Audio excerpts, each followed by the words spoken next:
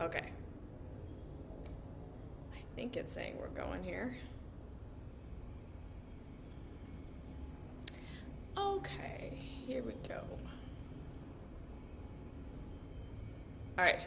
Hello and welcome everyone to today's video where I'm going to be talking about why oftentimes when we find safety or when we find a situation where things in our actual external reality are better than they were before, or when we start to be able to become our own safe place and regulate our nervous system, and we find some sort of connection with others that makes us feel safe, or in any way where we find ourselves in a situation that is better than what we were in before, that is better than a very challenging situation, that is better than a very traumatic situation, that is better than the pain we were in.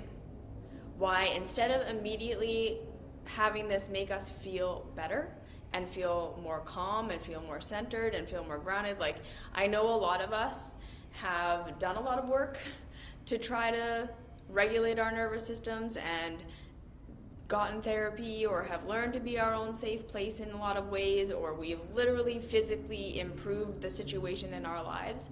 And we thought when we got to this place, and I'll mention that in a second, and we thought when we got to this place that we were just going to feel so much better. We were going to get to that place of safety, we were going to get to that regulation, we were going to get to that self-love, and we were going to feel so much better.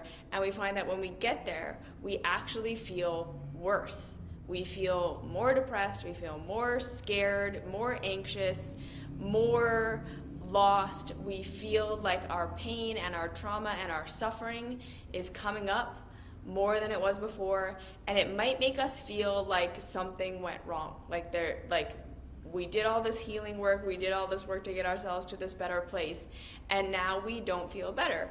Or we can objectively see that things are better and that we are safer and that life is more calm and maybe more stable than it's ever been.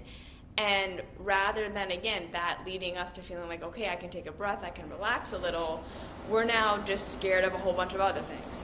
Our minds start to go into okay, well, this isn't safe, and this isn't okay, and this isn't okay. And like I say, even though we can objectively observe that we are objectively better, it doesn't feel like we are, and our minds are telling us that we're not. And I really wanted to speak to this because I feel like this is one of the most common things that I've seen when working with people and speaking with people who have done self-love work and healing work and transformed their lives in any way, and something that I've experienced myself a couple of times. And I feel like if we kind of have the understanding and the awareness of what's happening, it can make it a lot less scary and a lot less like something is going wrong, and we can manage the situation. And then second thing is they are doing some construction upstairs, so if there's drilling for periods of time, I apologize for that. There's nothing I can do about the drilling. So sorry for any noise problems that happen during this video. Okay, so first things first. When we are on a healing path, when we are on a path of trying to make our lives better for ourselves, when we are looking to heal our trauma, so say we're in therapy, or like I say, we're doing the self-love work, or that is being combined with we are literally actually changing our physical realities, we're getting out of relationships, we're moving to new locations, we're changing careers, we're something is happening with our health or with our children or with our loved ones, and we're working our way through something really challenging and really hard and really scary where we don't know if we're going to be okay. Many of us are going to find that we get through that challenge, that we get to a place where we can be our own safe place, that we get to a place where we're starting to feel validated and heard and loved. We get to a place where we can regulate our own nervous systems. We're getting to a place where the external circumstances of our reality are literally actually safer than they were before. And when we get to that safety, when we get to that regulation, when we get to that place where things are better, either internally or externally or both, we start to feel like our anxiety actually peaks and we can even start to feel, and I'm not speaking of necessarily like clinical depression, like, because again, that's beyond my scope. I cannot diagnose or treat clinical depression. But we start to feel like this sense of existential dread in our lives, or this feeling of just like, oh my gosh, I'm so exhausted, I'm so tired, I'm so drained, I don't feel good. And or we start to feel like the reactions of our bodies and our emotions don't match what's actually currently happening for us. Yeah, like we can see that we're safe, we can see that we're better, we can see that we're more regulated, and now our emotions seem to be going out of control. And this is happening because, for several reasons, okay? So first reason, when we first establish safety, when we first get to a place where we can be there for ourselves, where someone is being there for us, where our circumstances are better, all of this stuff, that is when all of our unprocessed trauma, all of our unprocessed emotions, all of our unprocessed thoughts are going to come up, okay? Because we have to remember that when we are in that big trauma state, when we're in the state of trying to make things better, when we are learning how to be there for ourselves, when we're starting to have someone be there for us, when we're still in a state where we are not safe and we cannot be safe, and we are constantly in that kind of like hustle, like I have to keep going, I have to keep moving, I have to keep striving to keep going, I have to keep going, we are not going to be able to feel and to process and to acknowledge and to look at everything that we're experiencing. Okay? When we are in a state of trauma, when we are in a state where we're in that we have to just keep moving, keep moving, keep moving, keep moving, keep moving, when we're in that place where like our bodies feel like they're spiraling out of control, or our relationships feel like they're out of control, and we're just trying to keep our heads above water, we're just trying to keep making progress, there can be a sense of kind of bliss and lightness and even like an ecstatic nature that comes in those phases from the adrenaline, right? From the adrenaline of moving ourselves forward, from the adrenaline of keeping ourselves going, from the adrenaline of the hope of what we're hopefully moving ourselves towards.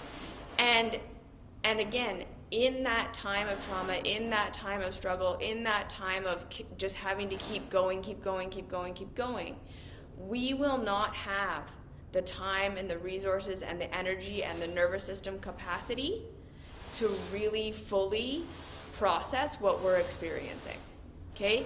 When we're like, again, we have to kind of understand how our biology works and how our psychology works in order for these things to make sense. So if we were out in the wild and we were being chased by a lion, and in order to get away from this lion, we had to run through the forest, we had to climb up a bunch of trees, we had to do all these things.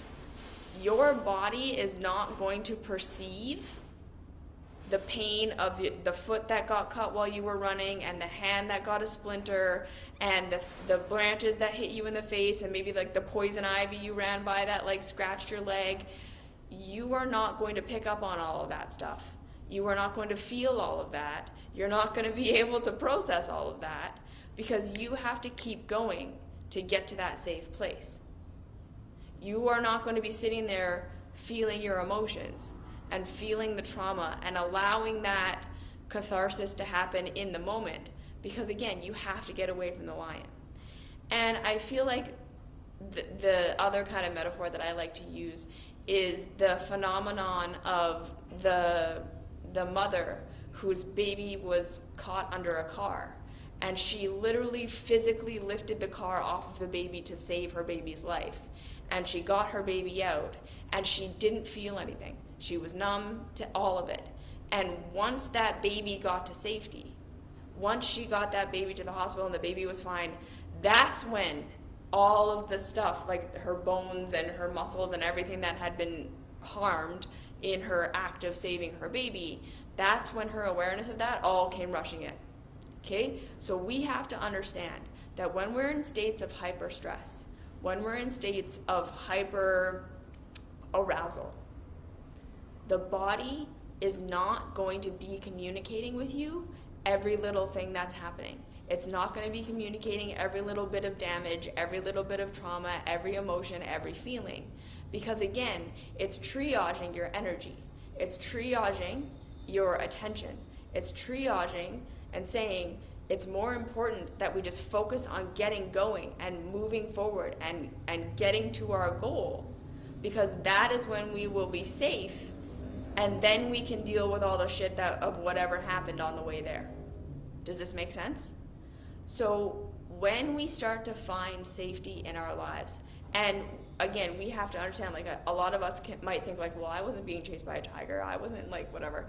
But when we grow up in situations where our expression isn't safe, where we are not safe to be ourselves, where we're not allowed to pursue the things that matter to us, where we have to fit into a way of being that is damaging for us, when we're in religion, when we're in school, when we're in all of these things, and we're really having to fit in, and we're having to do a bunch of stuff that does not feel good for us, that does not feel nurturing for us, that does not feel supportive for us, that is chronic stress.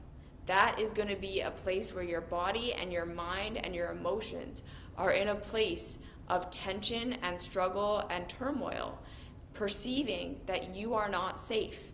And that, right, so again, remembering that the physical body can't tell the difference between being chased by a lion and being told by your teacher that you have to be this certain way, otherwise you're not good, and then therefore you're not safe. So a lot of us might look at our lives and think, well, that seems like really extreme. Like, I shouldn't be having these extreme meltdowns. I shouldn't be having these extreme emotions. I wasn't that unsafe. It wasn't that traumatic. Because we might look at our lives, and again, like, right, our lives were normal to us. What we went through was normal to us. We didn't realize necessarily how traumatized we were, or how much we were in that state of feeling unsafe and feeling insecure and feeling not okay.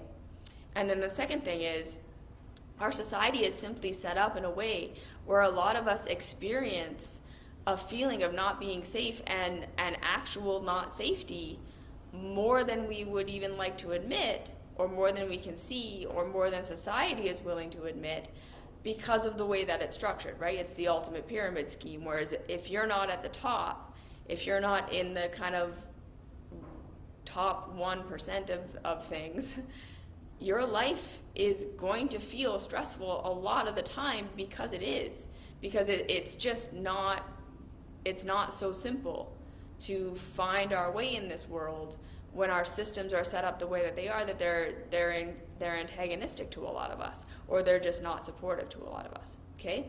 And then again, if we grew up with chronic illness, if we grew up with neurodivergence, if we grew up in any way where our sexuality or our identity expression wasn't okay, wasn't safe in our way of being, if we grew up not knowing if we were going to have food, or if we were going to have safety, or if our friends or our caregivers were going to be there for us or not, like, all of these things can equal this, like, long-term stress response, this long-term feeling of not being okay, that again is going to cause your body and your mind and your emotions to stuff stuff down, to not feel things, to not perceive the stress that you're under, because your body is just trying to keep you alive. It's just trying to keep you going, and it's just trying to keep you moving forward.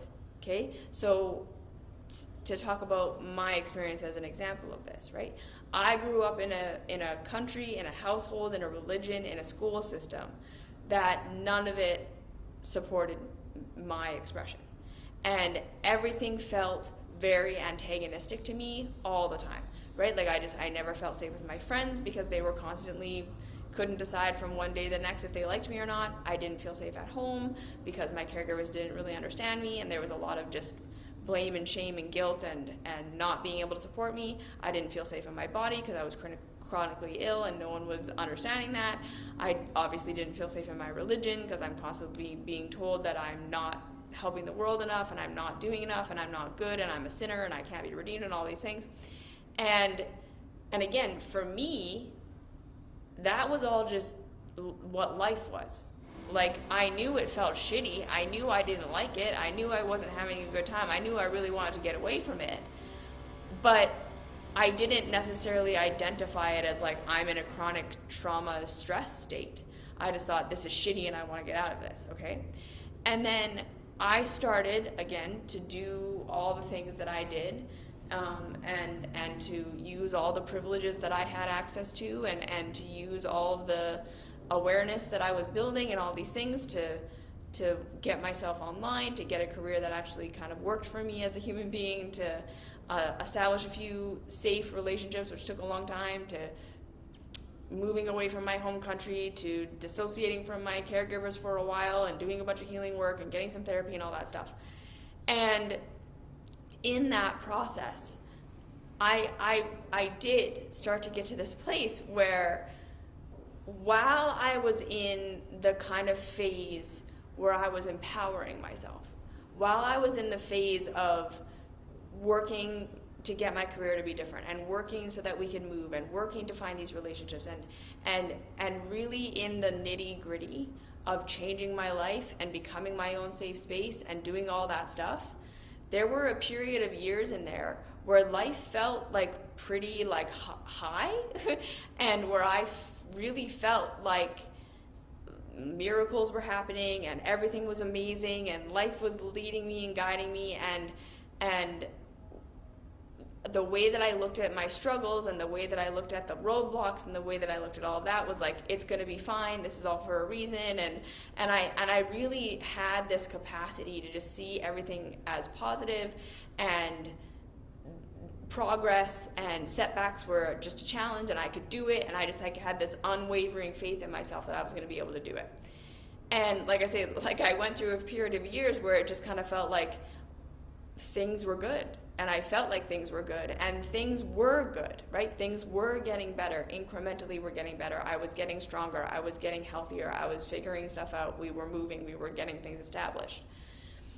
And then when I started to get to a place where we were more established over here, and I was more established in my health understanding and more established in my relationships, and I wasn't having to work so hard to move forward anymore. I started getting more into kind of maintenance mode, and we could just maintain some things, and things started to slow down a little. Rather than feeling liberated and amazing and like on cloud nine that like, well, we did it, we got to a place where things are safer, I can be my own safe place, I've made all these changes, everything is better, this is great.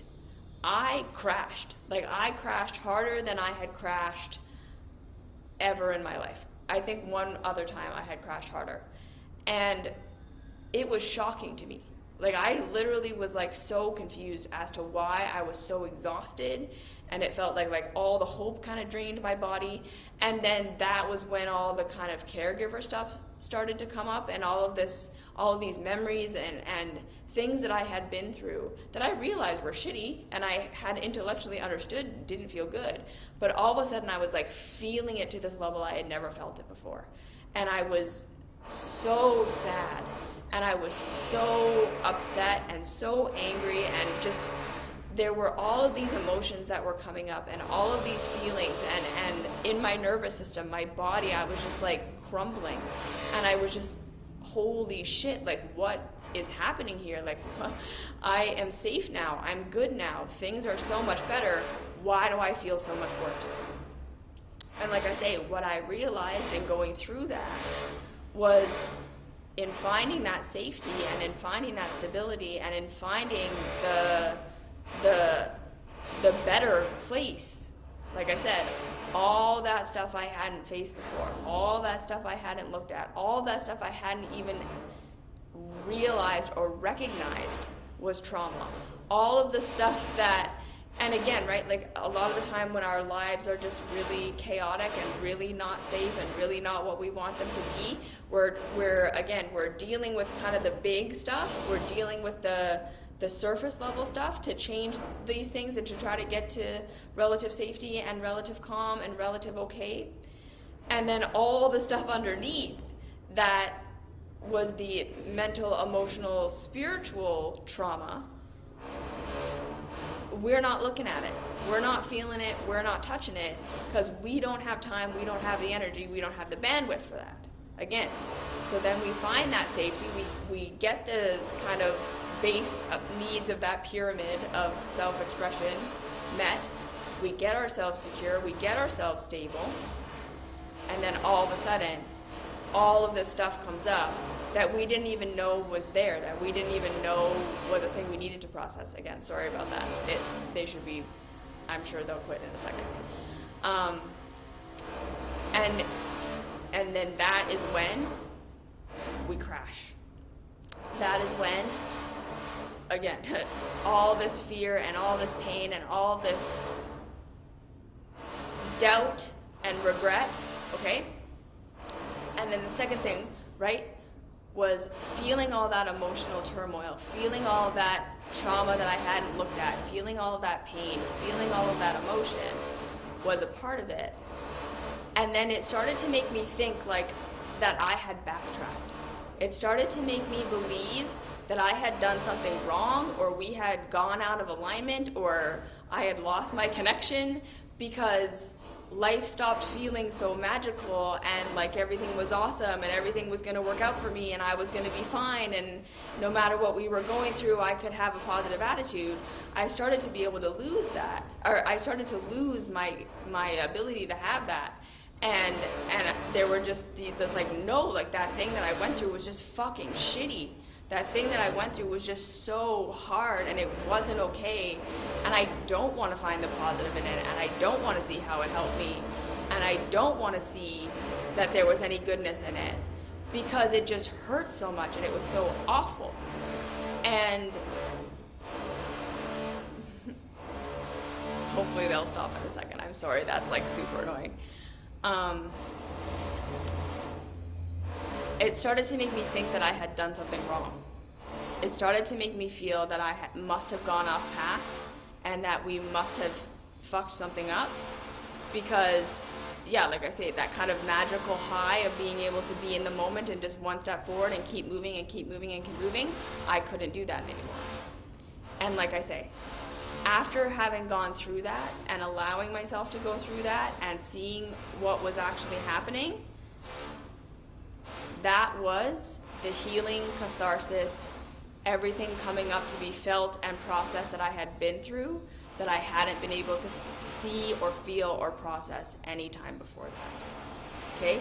So if this is what's happening to you, so and again, right, I know that in the self-help and the spirituality and the positivity and the self-love world, there are a lot of people who have this message that like everything is for you and everything is helping you and everything is something that you can turn into a positive, and don't ever look at anything as being negative, and never disempower yourself, and never believe that you're disempowered, and never believe that you don't have power, and just keep moving forward and just keep pressing forward and just keep going because everything is on your side and the universe is on your side and everything is going to get better and everything can fix itself and work out. And there's benefit to that, okay? There's benefit to that understanding. There's benefit to that mindset generally, to allow ourselves to feel like we have some autonomy and some feeling of being okay and some feeling of being safe, and that everything is working out for us. I'm not telling you not to have that mindset or whatever, but I want you to understand that when we're in that place where we're really traumatized and we're really running and we're really trying to get ourselves to a place of safety that we've never had before, and we just have to keep going, when we just have to keep pushing, we kind of have to have that mindset, right? When we're in that traumatized state, this is not okay, everything is really scary, I have to keep moving in order to get to a better place, we kind of have to hold on to that almost toxic positivity that everything is going to be fine and everything is working out for us in order to make it through, in order to keep going, in order to push through the exhaustion and the confusion and the fear and the not knowing and the pain and the suffering and all the stuff that we're going through. And then, like I say, when we get to relative safety, when we get to a place where that's not so bad and happening so much anymore, we are going to lose our ability to be in that complete positivity space all the time, because we have to. We have to step out of that positivity state and that seeing everything as good state and that seeing everything as being for us and of benefit. I'm going to see if I can, hopefully this makes the video a little bit better for the Facebook people. We have to take a step back and stop seeing everything as positive and stop seeing everything as being for us and of benefit, because that is when we need to process the pain of what we actually went through. That is when we need to process the trauma of what we've actually experienced. And a part of that processing, a part of feeling what we went through, a part of really understanding and, like I say, processing and coming out the other side of really horrible, painful, traumatizing shit is letting ourselves not see it as positive, not see it as good, not see it as a gift, not seeing the other person as trying to help us, nothing like that. We oftentimes have to let ourselves just say, no, that was fucking shit. That really sucked. I'm so mad about what happened. I'm upset that I wasn't supported. I am not okay with what happened to me. I am not okay with what happened to me. I'm not okay with what the people did to me. I'm not okay with how that went. And I don't want to see it as good right now. We have to go through a phase where we are our own safe place enough to validate how shitty what we went through was, and that we let ourselves feel that catharsis. Okay? So I really want to put that out there. You are not backtracking. You are not losing your perspective. You're not losing all the progress you made. You're not losing your spiritual connection when you find that you're not able to just see everything as magical and wonderful and on your side all the time and exactly what it should have been to help you heal. What you're actually doing is you're maturing into a new phase where you can acknowledge what you actually felt about that situation, where you can acknowledge the pain of it, and you cannot make it your fault, and you cannot try and see the benefit and not see the positive, so that you can just feel what you actually felt about it. Because you are a human being. And when we are traumatized, and when we are not loved, and when we are not accepted, and when we're rejected, and we go through really hard, painful, shitty things, we need to have that emotional release that was just shitty. And we don't see the good in it, and we don't see the benefit, and we don't give the other person the benefit of the doubt. We make ourselves safe in the being upset about it, and the grieving it, and the grieving what we lost, and the grieving all the safety that we lost, and the time that we lost, and all the pain that we went through. We have to let ourselves process that and not look at it as a blessing, and not look at it as ultimate plan. And that doesn't mean that you can't believe that it isn't a part of an ultimate plan and that it didn't help you. And I believe that when we allow ourselves to process genuinely and honestly, right, when we really let ourselves just say, no, that was fucking shit. I'm mad at them. I'm mad at the people who hurt me. I'm mad at how that went. I really wish I could have learned these things without having to have gone through that. I am not grateful.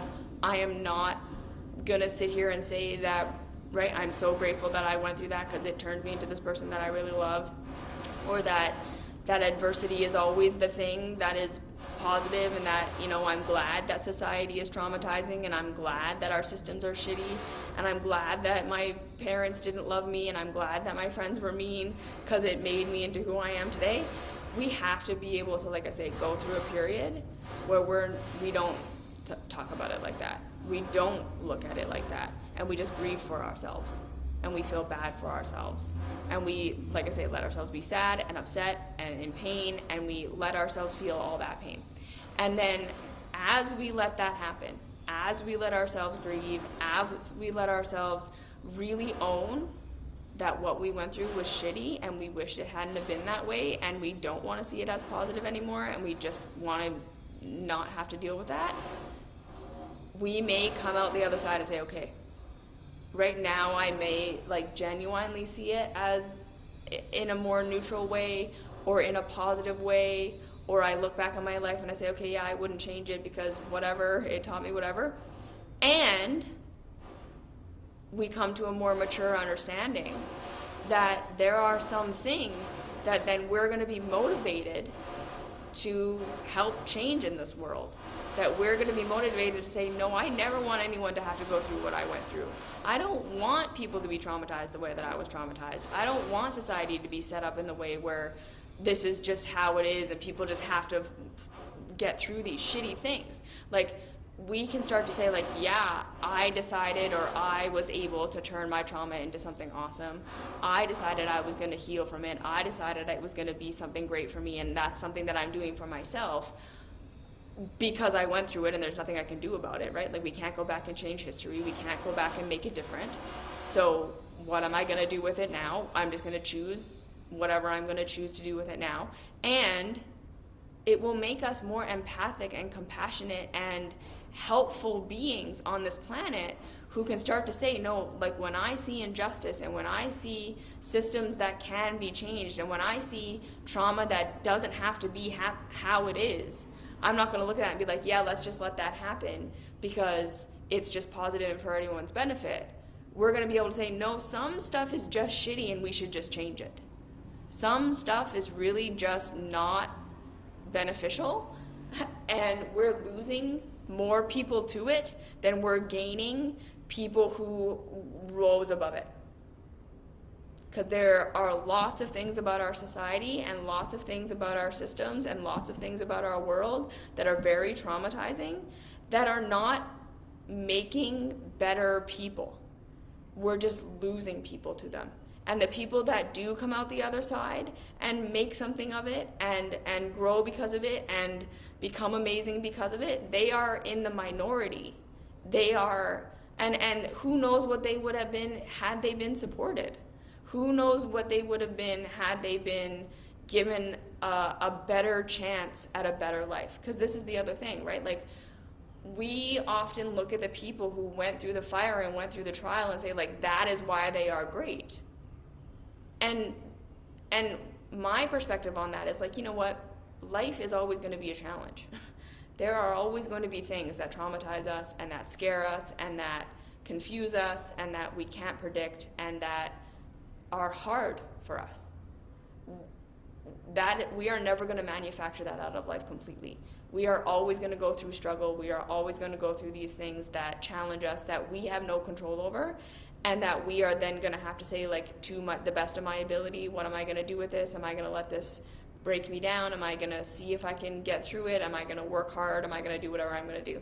And that's always going to be a part of life. Like, I don't believe that we're going to ever get to this place where humans are just coddled and we're just lazy because everything is perfect and easy. But what I am saying is that there are a lot of things in our society, there's a lot of things in our culture, there's a lot of things in the way that we have things set up that lead to trauma that absolutely does not need to happen. Generational trauma, trauma of different people groups and populations and resource distribution problems and access problems. And instead of looking at that and saying, you know what, that's where all the great people come from, so let's just leave society how it is, we need to start to say, no, some of these things are things we actually can change. Some of these things are things we actually can just say, we are losing more people to this than we are gaining great people from this. And those great people are still going to be great, even without this extra adversity. You see what I'm saying? we're never going to manufacture adversity out of our lives completely. We don't have to worry about that. What we do have to say is, when we have been deeply traumatized by something, when we get to the other side, of course, I hope we can all get to a place where we feel like we were able to turn it into something good. After we let ourselves grieve, the loss of all those years that we were in pain, all those years that we weren't safe, all those things we had to fight through, all that support and that love and that space we didn't get, and grieving the loss of the person that we would have been had we not had to go through that horrible thing. We have to let ourselves get through that and process that and feel that. And like I say, once we're kind of in that safe place, that's when we're going to be able to give ourselves that. So you didn't spiritually lose your footing now that you don't see everything as magical anymore. When you get to that place where you're just grieving and you're sad and everything sucks and you can't be positive about it, that's a healing stage. That's the anesthesia coming off, and now you feel the pain of what you went through and you process that. And then on the other side, you see the benefit, you see the positive, you embrace whatever you need to embrace. And then, like I say, you can then be a part of making culture, society, families, your family, your friend group, whatever, better, because you start to understand how that trauma gets passed down and how you can be a part of not doing that anymore. Okay? But again, to come back to this safety equals breakdown thing, we need to understand that breakdown is so important. That breakdown, that loss of being able to be positive, that loss of being able to keep going and pushing and striving and building, and because right, like I remember that too. I was in a place for a long time where I'm like building the mystery school, and we're getting our visas, and we're doing all this stuff, and I was just able to just go for like years and years and years and years and years. And then, like I say, we got to safety, we got to this kind of relative okay place, and then I was not able to push myself like that anymore. I wasn't able to keep going. I wasn't able, and I needed to stop, and I needed to grieve, and I needed to be upset, and I needed to not see it as positive. And all the spiritual people were telling me that I was like backsliding, right? Like it was like, you're negative and you're immature and you're not seeing it how you should be seeing it and all these things. And in fact, it wasn't a backslide. It was actually a maturation step beyond where they were, where we just have to see everything as positive and we just have to keep going in order to not feel how shitty everything is. Where I was like, no, I'm going to feel this shittiness. I'm going to process this. I'm going to integrate this. I'm going to let myself be the human that I am. And I had to kind of say, like, fine, maybe I'm not spiritual, maybe I'm not mature, maybe I just don't see it as positive and I don't see it as good, and I'm just a shitty person who's whatever. And I let myself say, fine, if that's what it is, that's what it is, but I can't pretend that I see this as good. And so I let myself go through that, and now on the other side, I have a much more nuanced and balanced perspective about it, right? I no longer harbor resentment. I no longer harbor hate in my heart. I don't see things as a mistake, and I don't see things as wrong. And I have embraced and accepted that my history is what it was, and that I went through what I went through. And like I say, I am who I am because I decided that I was going to be this way, and because of the people who supported me, and the systems that supported me, and the privileges that I had.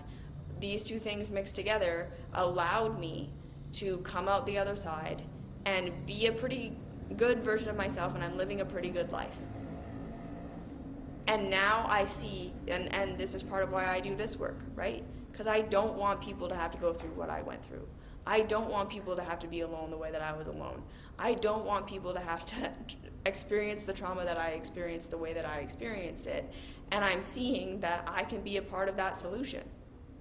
So do I see my life as being this like perfectly orchestrated thing? That sometimes, yeah, I still do, because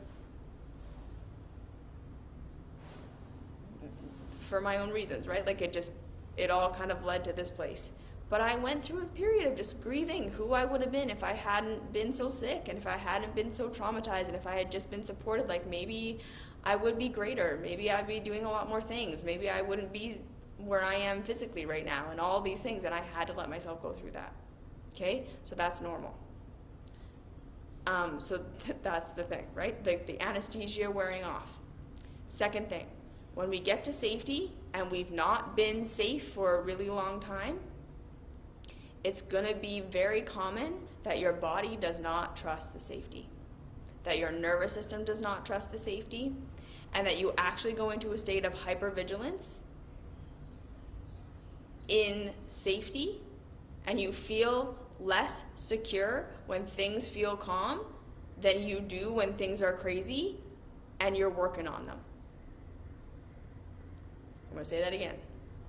When our bodies are used to trauma, when our bodies are used to not being safe, when our bodies have been adapted to this chronic stress and this chronic running and this chronic, I have to be on top of everything, and we're mobilized and we're moving and we're acting and we're taking action, when our bodies are tuned to that, when we get to a place where we're safe and we don't have to be on all the time, and we don't have to be pushing all the time, we don't have to keep moving forward, we don't have to keep striving.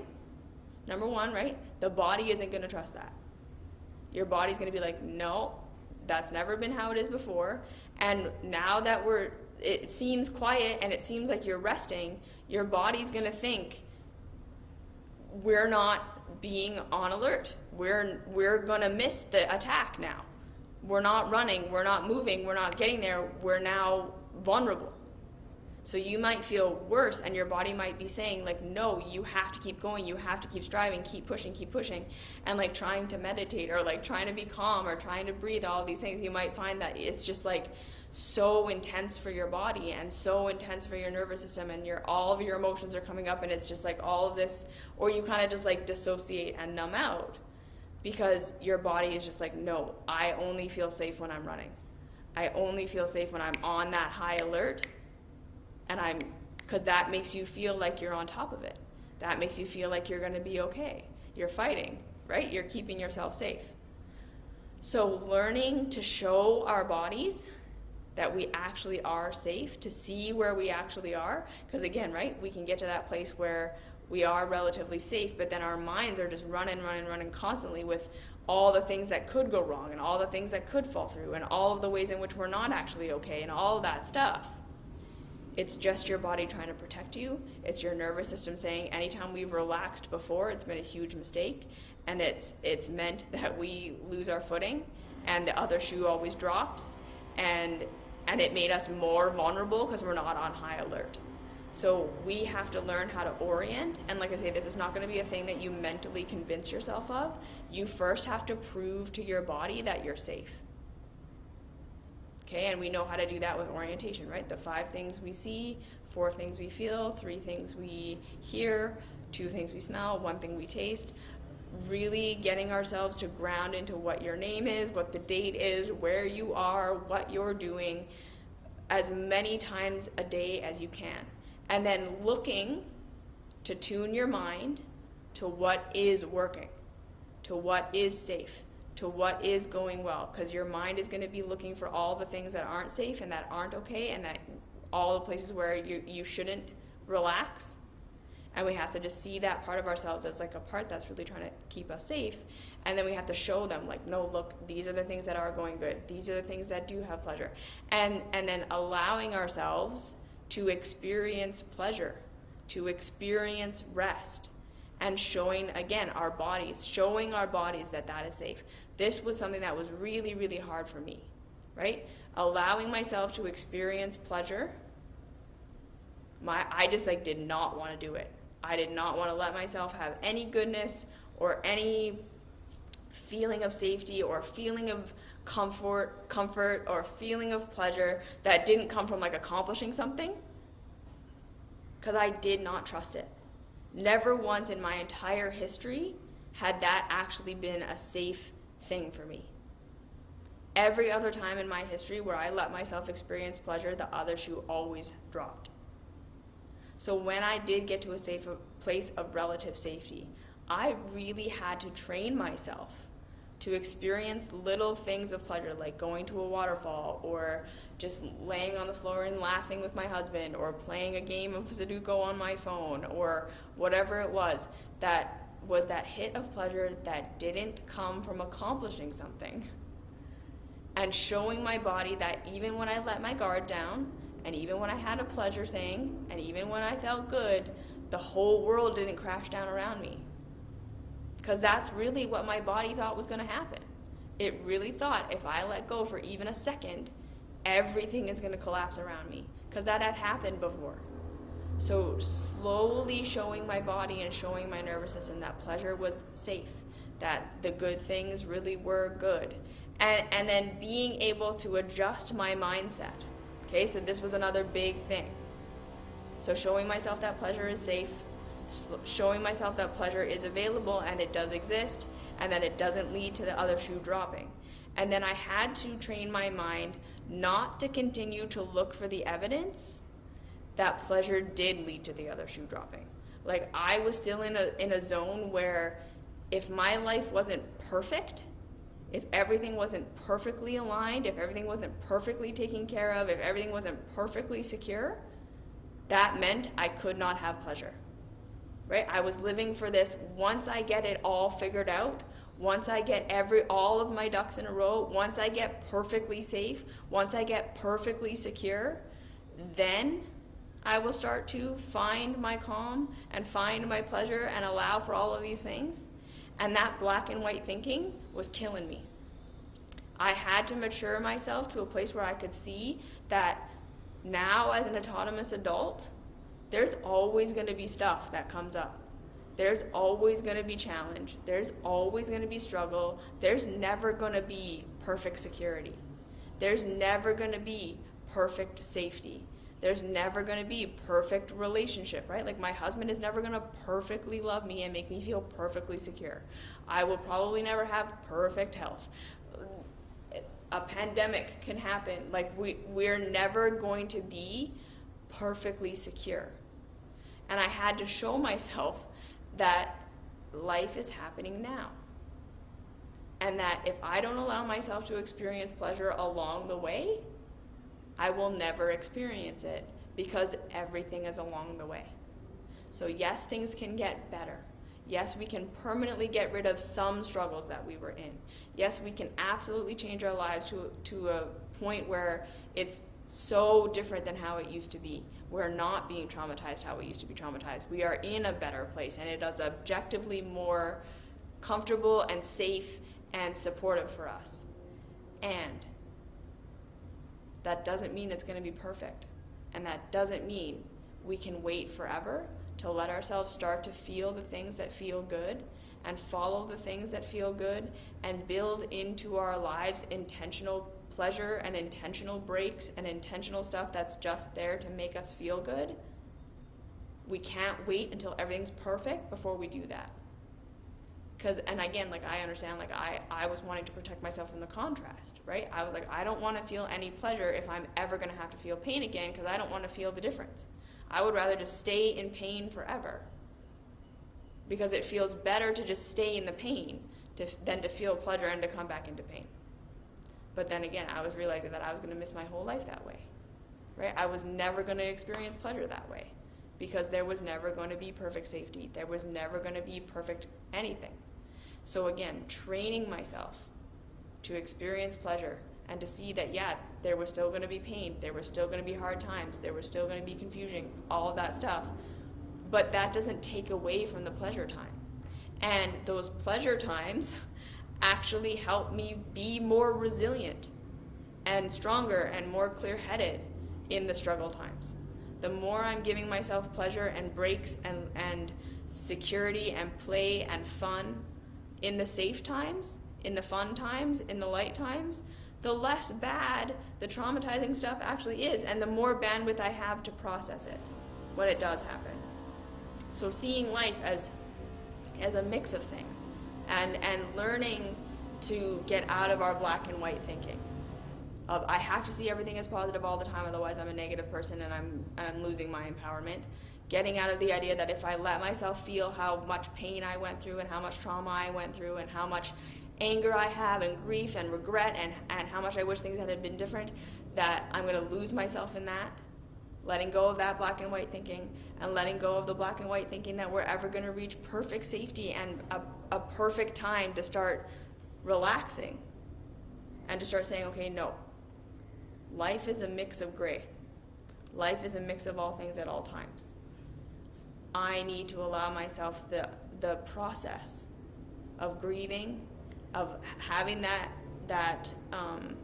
the nervous system and the body and the emotions numbing us while we're in those hyper arousal states and those we just got to get through it states, letting ourselves and taking on that sometimes over extreme positivity, making it all mean something magical, all of that stuff. We need that for a period of time. But when we start to find real safety, we are going to let that go, and we're going to feel what we actually felt. We're going to process what we actually went through. We're going to feel all the feelings and have all the thoughts and be upset the way that we need to be upset, and actually integrate what we've been through.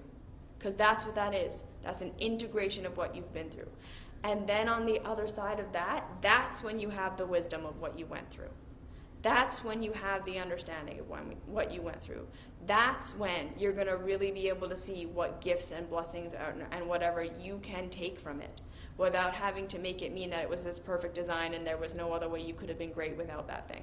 Like, I still think I would have been great had I not been totally decimated. I don't think that was a requirement for me to become who I am.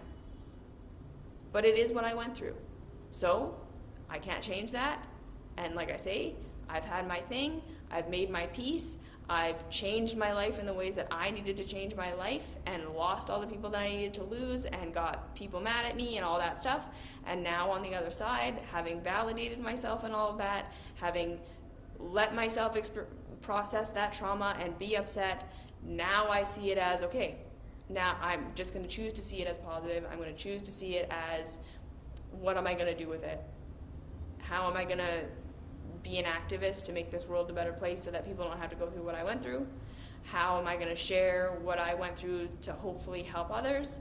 And now, how am I going to build this life that works for me now, where I can learn to have pleasure, and I can learn to have safety, and I can learn to have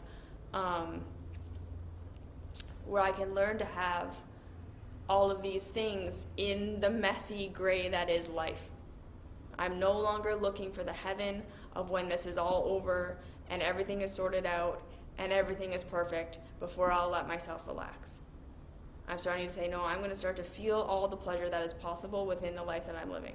I'm going to keep facing the struggles. I'm going to keep going through all the stuff that I'm going to go through. And I'm going to do it with awareness, and I'm going to do it with love. And I'm going to realize that the pleasure and the goodness is now, or it's never. Right? Okay? And then the last thing is, we can also come through trauma and difficulty and finding ourselves in our new life, and we have a bit of a breakdown and we have a meltdown because we don't know who we're supposed to be in this new life. We don't know how to be in a life where we're not constantly fighting and driving and trying to heal and trying to process and trying to accomplish something. We can get to this place where we've allowed ourselves to dismantle a lot of the conditioning and the thinking and the ways of being that we knew weren't working for us, that were hurting us, that were painful, that were hard. But we don't quite actually know how to be in this new place yet. We don't know how to be this new person. We don't know who we actually are without all that trauma. We don't know what we actually do want or what actually does matter to us or anything like that, because again, a lot of the time, in order to get through the trauma of not being loved and not being seen and not being accepted, we not only had to numb our pain and numb what we were feeling in the negative sense, we also had to numb ourselves to what mattered to us and what felt good and what was real and what was meaningful to us in order to survive. And we might have a lot of negative association with all the things that that validate us and that fill us up and that light us up. And we can have a lot of nervous system fear around who we really are and what we really want and what really matters to us, because it got us so rejected and shamed and abandoned and abused, and we had to shut all that off in order to survive. So then we get to this place of safety, and it's like, good, now you can be yourself. And that protector part of you is like, no, I am not going to let you access what matters to you. I'm not going to let you access what feels good to you. I'm not going to let you access what you actually think and what you actually feel and what's truly real for you as a human being, because all that stuff was so dangerous. And so then we can get to this place where we just feel like we aren't a person, or we don't have anything we care about, or we don't have anything that is meaningful to us in our safe place. We don't know what we actually want or what we actually need or what we actually want to build, because we're so focused on just getting away from that horrible thing or just finding safety, that once we find it, we're like, well, now what's the point of life? Because there's so much fear and so much trauma and so much history of who you really are and what you really wanted and what you really felt and what you really cared about being something that got you rejected and made you so objectively unsafe. You're not going to let yourself access that. And so we can feel really empty, and we can feel really like there is no point to life, and we don't have anything inside, and we don't want anything. And all there is pain, but there isn't any pleasure. So learning to make ourselves safe enough that we can start to access those parts of ourselves we had to shut off, the pleasure, the what that feels good to us, the what matters to us, the who we actually want to be, and the things we actually want to do, as much as we're getting away from the things we don't want and the things that don't matter to us and the things that we don't value. The filling in the gaps of what does matter to us is going to be equally challenging.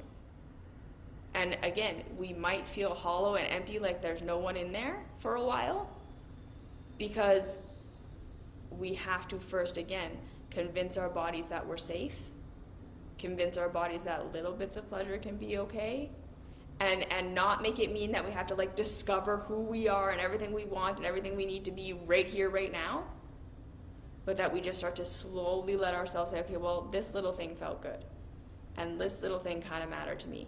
And noticing where your body's like, no, shut that down, shut that off, turn that away, that doesn't matter, that doesn't count. Or, okay, well, how do I turn that into a career? Or how do I make that into my life? Or what does this mean? Our mind's either wanting to shut it all down completely or to figure out the whole path right now, because that's our body's just trying to keep us safe again. And we have to just slow down and say, no, I'm literally just going to look for things for pleasure's sake. I'm going to have a little bit of knowing that this kind of matters to me or that this felt good, and letting that be enough. Slowly starting to let those frozen parts of ourselves thaw out. And the metaphor I always give for that is like when you freeze a limb or a hand or whatever, and you start to get the feeling back in the hand after it's been frozen, or when you've fallen asleep on it and the circulation starts to rush back in, it hurts at first. It doesn't feel good. It feels icy and stings, and it's pins and needles. That's how it is when we start to wake our real selves back up again after trauma, after not being safe. Chronic trauma, short-term trauma. When we were continually rejected, right, when part of our trauma was being rejected for who we really were, and we had to shut that down, coming into safety, showing your body that you're safe, and then starting to reawaken these parts of yourself is going to be painful at first. It's going to be scary. Your body is not going to want to do it. And so we have to slowly walk ourselves through that. We have to make it okay to just feel it a little bit, and then show ourselves that nothing bad happened. Or even if something bad does happen, right? Like even if we express and people get mad and people reject us, a lot of the time we're like, see, that's evidence I can't be myself, I have to shut this all down. And we have to show ourselves, no, okay, we got rejected, people didn't like it, whatever, I'm still okay. I'm still safe. It didn't ruin my life. I'm not homeless on the street, unless that actually did happen to you, right? Like really showing yourself, it's okay now. I can upset people. People cannot understand me. People can reject me, and I'm still okay. And showing yourself that. Okay? So those are all the reasons I can think of right now. I'm sure that's not an exhaustive list. Some of the reasons why. Safety will often lead to breakdown before it leads to feeling good. We have to learn how to be in the new safe place. We have to learn how to reawaken these parts of ourselves that got shut down. We have to process all that pain and look like we're spiritually backtracking by not seeing it as positive and not seeing it as good and just letting ourselves feel everything that we felt and think everything that we think and process everything we need to get processed. Maybe we need some therapy, maybe we need some validation, some books, some whatever it is. We need to go through that period where we're actually allowed to grieve and be upset, and don't listen to the spiritual community that gaslights you into saying that you just need to rise above it and have positive attitude and all that stuff. You'll get to the other side where you're going to have a far more grounded and actually empowering view of things. Some people are in their trauma so much that they can't see it as negative right now. They can't let themselves feel. Bless them on their journey. Understand that that's probably where you were at some point, but you're at a different place now, and you're going to process and you're going to integrate. And then on the other side, you're going to know where you can be an activist and where you can work to make things better for others if that is something you want to do. Or, like I say, you're going to be able to just see your life more pragmatically, and you'll be able to forgive where you can forgive, and boundaries, and again, that happens because you set boundaries, because you make things different for yourself, because you actually establish true safety. And then learning to allow yourself to reawaken all the parts of yourself you had to shut down in order to survive. That's going to be a whole process in and of itself that may make you feel like you're just empty and there's nothing good. Learning to trust pleasure, learning to trust that there's going to just be, life is a roller coaster. We're never going to find perfect safety, and we can't wait for that. Learning to not make every rejection or every time someone doesn't understand us evidence that we can't be ourselves. Learning to let ourselves express and be who we are even though people don't get it, because we're adults now and we can still be okay. Learning to find your place in the world. It's one step at a time. So that's why safety can equal breakdown. Okay? So if you have any comments, questions, concerns, you can leave them for me. I hope this was helpful. And thank you for listening even through the construction. I'm glad it shut down after a while. And yeah, I'll see you in the next video. Mwah!